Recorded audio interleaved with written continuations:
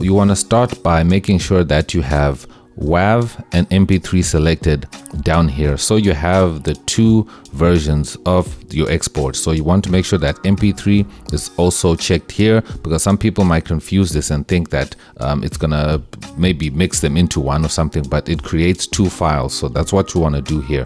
And then up here you want to make sure you're also just in full song, and if you are working on a full song it will automatically be here, but you just want to make sure and check that.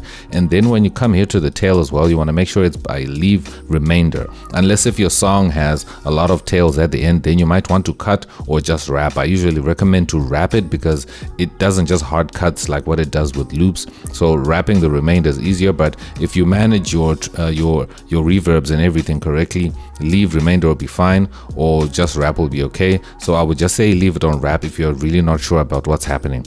Then next up, you want to choose your WAV bit depth. So you must choose 16-bit here because it's a master file, right? So you want it to be 16-bit, and then that's what you choose. And then over here you want to leave it as stereo. And then now we're going to move on to the MP3 bit rate. Right now by default it will be by 192 kilobits per second. You want to increase that to 320. That's the best MP3 quality you'll get, so you want to make sure that it's all the way up there. Then now when we come to quality here, to resampling, you want to increase this because sometimes it can be on lower quality, average quality, but you want it on high quality.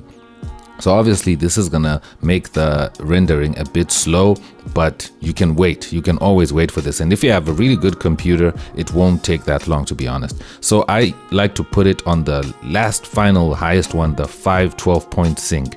That's the highest quality you'll ever get. So make sure you put it on there, and make sure you check high quality for all plugins here. Make sure it's lit up, because some plugins have a low quality and a high quality mode.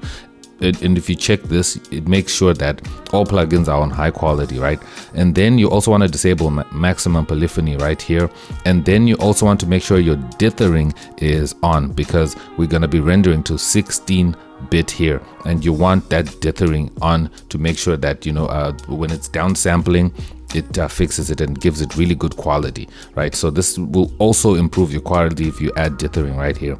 And then the miscellaneous here is just some last notes here. You can uncheck these are not important at all, because they won't really do much to the quality of your track. But if you come here, you'll have split mixer tracks. This is what you don't want to do as you're exporting your master, because it's not the something you're going to be sending for mixing and mastering. It's just your master, the work is already done, right? So you want to make sure this is off.